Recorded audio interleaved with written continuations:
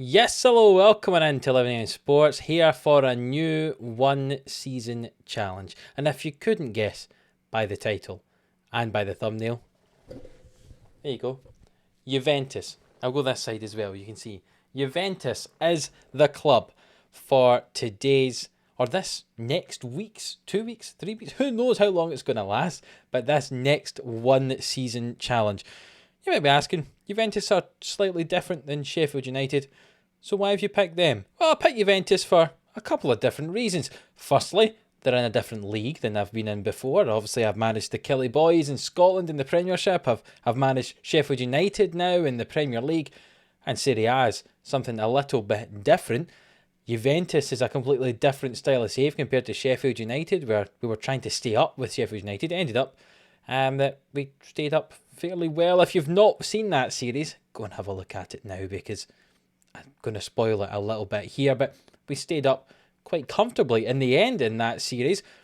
But this would be a little bit something different, because Juventus have won the league the last 9 years until this season of new life, where they just scraped into the Champions League places. On the last day, they snuck into those Champions League places. 9 years in a row to win the league, and this year they hadn't. So my one-season challenge with Juventus is obviously going to be to win Serie A for the 10th time in a row. Of course, that's what they should have been doing in real life. So that's what we're going to try in this one-season challenge. But also compete in Europe, because that's something that Juventus have not done for a while. They've not won a European title for a while. So the real aim of this series is to try to win the Champions League as well, or certainly get as far as we can in it. So win Serie A, win the Champions League. Basically, it's what you always aim to do in Football Manager when you've selected a team, when you work your way up for a while. You want to win the league and win the Champions League, and that's what we're looking to do here. An invincible season, that'd be ideal as well. But realistically, win Serie A, because they didn't do that in real life, and then have a proper go at trying to win this Champions League.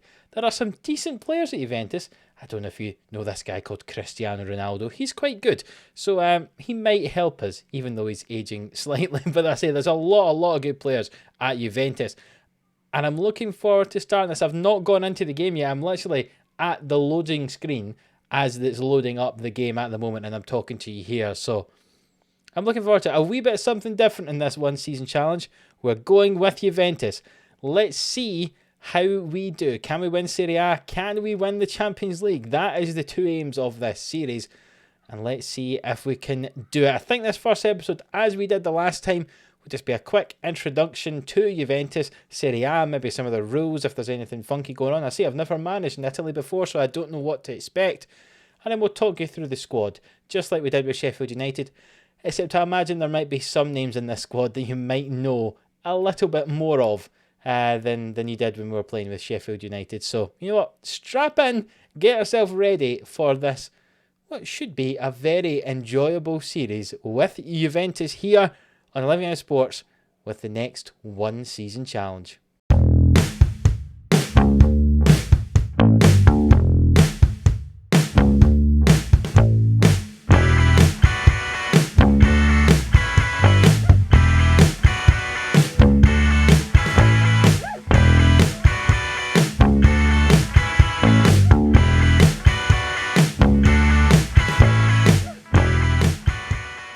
Yes, so here we are getting ready to start this next one-season challenge with Juventus. Would we like to start playing? Of course we would. And we have been announced as the manager of Zebra. Because remember, Football Manager don't have the rights to the Juventus name. So technically it's Zebra, but we are Juventus. I have the rights in my mind to Juventus. So that's why I've called this series Juventus and not Zebra. So I'm confirmed as a new manager of the club, £44,000 a week. Let's work our way through. We did indeed win the Serie A last year. We entered the group stage of the Champions League and the first round of the Italian Cup, something that's slightly different from other European leagues where the higher up teams get in the kind of third round typically. Not the case here in Italy. This is where you will come in right at the first round. So lots of cup games to work our way through. We are predicted to come first, so hopefully we do come first, because we're meant to, but they certainly didn't in real life, and that's why we are here on our one-season challenge, attempting to get first position in the league and a successful European campaign. So they would like us to sign high reputation players. Well, if they offer me any money, then I might bring some in. You never know. We shouldn't have to. They would like us to sign players who are already based in Italy, players who are under 20 for the future, as well as playing entertaining football. And I think that is what we will aim to do. Certainly, they want us to win the Serie A, win the Italian Cup, and also reach a quarter-final of the Champions League as a minimum. I would agree with that. Get their minimum Champions League quarter-final. Realistically, we want to go even further. Semis, final, maybe even win it. Is that pushing it too far? Very possibly it is, but that's what we want to do. And they would like us to work to becoming the most reputable team in the world. That's a fairly arbitrary thing to ask for, isn't it? Who's deciding if that's happened or not? So we've taken charge here at Juventus. Obviously, a non-EU player transfer allowance for the season. Based on league rules, we're only allowed to register the first 2 non-EU players we sign this season. Any further signs will not be allowed to take part in matches until the following campaign at the earliest. So there we go. We've already filled 2 slots of non-EU players, being Arthur and Weston McKinney. So we can't sign any more non-EU players. That's good to know. A couple of players in the last year of their contract of note, Kialini and Buffon, but that's nothing we need to worry about because we're only going to be here for 1 year, so we don't need to worry about that. Apologies, there was a very loud bus that just passed the house there, so I've closed the window, so hopefully if there's any more of them, it doesn't make quite as loud a noise. Yeah, same Buffon and Kialini out of contract, but we shouldn't need to worry about that because they are out of contract at the end of this season, and we're not going to be here after this season. If we look to create a tactic, they're suggesting that matching our style would be gegenpress, a tiki-taka or a vertical tiki-taka. And I must say, I do enjoy a gegenpress. I think we all do in Football Manager here. So we'll start with that. They're suggesting we do a 4-2-3-1. I'll confirm that just so it fills one in there so that we can get that out of our inbox. And also, looking at the vision, we already looked at that and we can agree with that. Working our way through, do we have any injuries? Matty de Ligt out for up to 3 months with a dislocated shoulder and also a torn thigh muscle for Alexandro as well. The most recent transfers are included 2 from us. Pjanic going to Barcelona and Arthur arriving for us. And yeah, now let's have a look at this squad, which is fairly large. So I think I'm going to get rid of the people who are out on loan from the squad so they're not in the way. And then look at the squad after that. Right, we've got rid of those players, and the squad is actually fairly small, and there's some players in it as well who are not particularly good. I'll work our way through the squad like we did the last time, and then I'll spend some time off camera looking at tactics, players where they're going, maybe looking for some transfers, and we'll get up to the first day of the season. So the squad has 3 goalkeepers in it, the first of which is 42-year-old Gianluigi Buffon, 176 caps for Italy. That is absolutely outstanding, isn't it? Looking at his career here, I have to scroll out to the bottom. He's had 703, it's just by my head, you can't see it, 703 appearances across his career, starting in 1992, goodness me, through Parma, Juventus, 1 year at PSG, and then back at Juventus again to finish his career. It looks like 700 appearances, not bad at all for a man of his age. He's a very solid goalkeeper still. 3 stars, he's got very good goalkeeping statistics. Physically, perhaps not the best, but you know, still a very good goalkeeper, and he's got very good mental stats as well. But I don't think he'll be our first choice, because our first choice, I think, is Wojciech Szczesny, which is surprising. I quite like watching Arsenal, and I'll tell you what, I did not enjoy watching Arsenal when he was their goalkeeper. I was amazed that they managed to get nearly £10 million from him. Or for him, I should say, from Juventus. But he's had a fairly successful career when he's moved to Juventus. Now he's turned into quite a solid goalkeeper. So hopefully he can do that for us when he is our sweeper keeper. And the third choice goalkeeper is Carlo Pinsoglio, who I've never heard of before, but he has been at Juventus for quite a long time. All the way back in 2005 he started at the club. He's been out on loan several times, then was sold and then was bought back again. There's some weird things that goes on in Italy, and this is one of them. So you never know, he might get a cup game or 2. We then have four very solid centre-backs. 36-year-old Giorgio Kialini, not much has to be said about him. He's a very, very solid defender here for Juventus. Mentally amazing. He's got very, very good technicals where they need to be. 19 tackling, 18 marking, 15 heading. His physicals aren't quite where they used to be, but I tell you, he's a solid, solid centre-half. And his partner at the back for so many years here at Juventus, you see, he went to Milan and then came back. Again, weird things seem to happen for some reason in Italy. People seem to get sold and then come back to clubs. I'm not sure why. But anyway, Bonucci, partner Chiellini for a while here at Juventus and at Italy. Outstanding centre-half. Again, he still does have some of his physicals. He's got good mentals as well. Some very good technical stats. An ideal ball-playing defender. He's awfully good. And I'll be happy to use him at centre-back. Another player who they signed just last season was Matej de Ligt, 21-year-old at this stage in the game.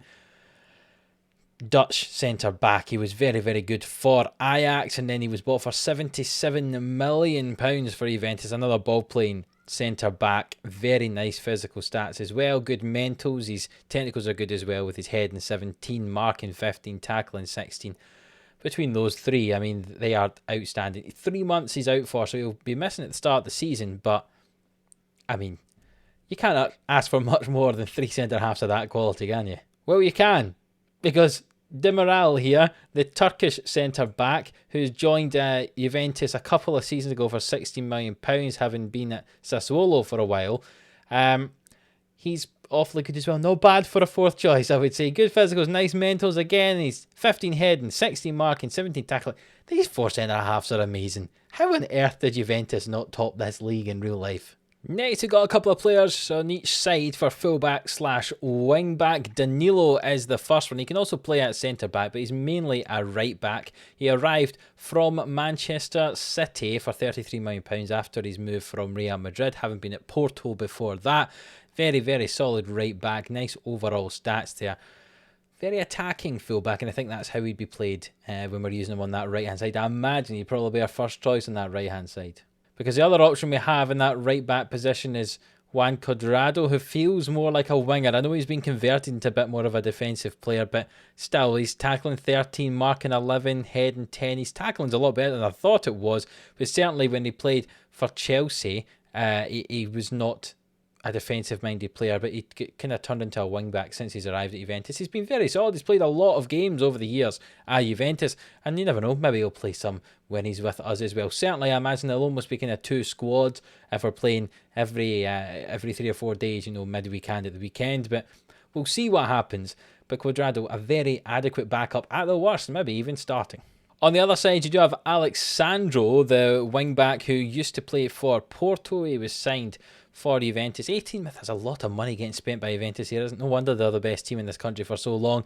Very good going forward. Defensively not bad either. A very, very solid left back for Brazil as well. I'll be honest, I quite like Alexandro, and I'm glad to be using him here. I'm not sure I'd pay him £195,000 a week, but there you go. I'm not the man with the money. And the other option at left back is not great. Gianluca Frabotta. We bought him from Bologna, looks like. He's not really played that often, played with under 23s. He looks alright in terms of his stats. He's just not as good as everyone else, and there is some interest for transfers from other clubs looking to sign him, so you never know, maybe he might be moving on. Moving into midfield, and this is one of these weird ones where I'm not really sure why he's here. He was Michel Triano is, and he was about Serie B for all his career, and now he appears to be at Juventus for some... Why is he here? I'm not sure. He won't be playing. One player who probably will be playing is Rodrigo Bentancur here, a very well-rounded central and defensive midfield player, playing probably as a playmaker. Maybe he'll play as a box-to-box. I'm not quite sure what my idea is for him yet, but he's been here for quite a few years, having arrived from Boca Juniors. Solid midfield player. Very much looking forward to using him. Another player is that signing we mentioned earlier on. We signed him from Barcelona for £66 million, which is strange since they bought him for 27. And then he's not really played that much for them. I say not much, 20 odd times a season, but he's not exactly been a serial starter for them. But we have signed Arthur here. We'll see how much he plays in that midfield for us. I'm not too sure about him, to be honest.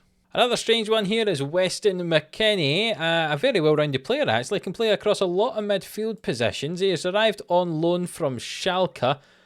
Not quite sure why they would loan him out, to be honest, because he looks a very good player. He looks like a sort of player that would really have helped Schalke not to get relegated this season. I said there's weird things that goes on in Europe in terms of loans. He looks like he'd be more of a box-to-box midfielder, possibly a ball winner, not quite good enough at marking, but he's tackling 16, so very possibly a ball-winning midfielder. But a very well-rounded player, and 21 years old. Yeah, future looks bright for USA if he's going to be playing for you. Lots of competition for places in midfield. Another one is Adrian Rabio here.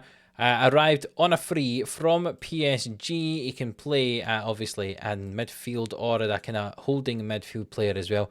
Very well-rounded, nice physicals, nice mentals, nice... I feel as if I'm saying this about everybody. Of course they have really nice stats. They're playing for Juventus. But he's another very good option in midfield. Lots of options in midfield. Need to see who ends up playing the best, because if you're not playing well, out you come and someone else will take your place. Another central midfield option, perhaps an attacking midfield option as well, as Aaron Ramsey, the former Arsenal man who moved to Juventus on a free. He's actually perhaps not quite as good as some of the other players in the squad. His physicals aren't quite as good as some, but he's got good mental stats and he's got good technique down there, good first touch. I like Ramsey the player. I imagine I'm going to try and get him to play in the team simply because I enjoyed watching Arsenal and I enjoyed watching him at Arsenal. We'll see if he gets to play in the team or not. He's currently wanted and for some reason transfer listed. I mean, I'm going to remove him from the transfer list because I don't want him to be transfer listed. Confirm. Go away, Barcelona and PSG. You can't have him. We're going to keep him certainly in the squad if he doesn't play. He's a good enough player to be in the squad, certainly. That's Aaron Ramsey. Moving into the wide areas now, Federico Bernardeschi is here. He can play on either side. He can play as wing back as well. He arrived for £35 million from Fiorentina several seasons ago. He played 20 odd games every season he's been here so far, but he certainly isn't as good as some of the other players in the squad. Don't know how often I'd be playing him myself, but he'd certainly be a more than adequate backup to cover both those wide areas, whether we play with wing backs or wide midfielders. Certainly can cover both sides. Somebody who, if you didn't know him before, you certainly knew him after the Euros this year, Federico Chiesa. He has arrived on loan from Fiorentina. Peculiar. I imagine there's some option to buy after that, because why would Fiorentina loan a player to somebody who's better than you and not just sell them? I'm not sure. But he can play off either side. He can also play up front if need be or in behind the striker, but mainly as a winger. He looks a very good wee player. I enjoyed watching him at the Euros and he's got some nice stats here, so he might get to play in this team as well.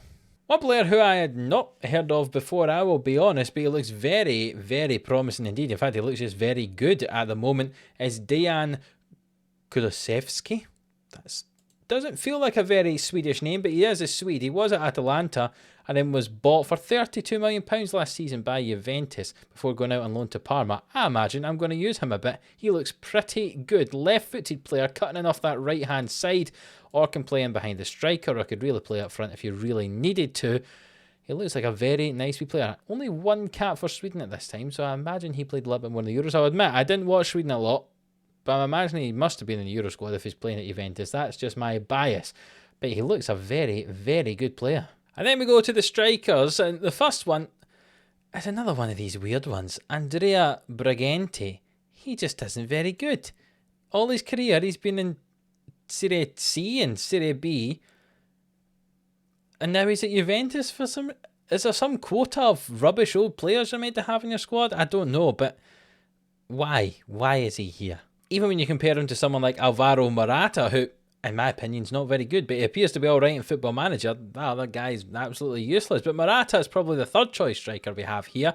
He can play across any of those options, pressing forward, advance forward. He can be as a poacher. He's got very nice stats in the game. I imagine he'll be all right in the game. He's not particularly good in real life, it would appear.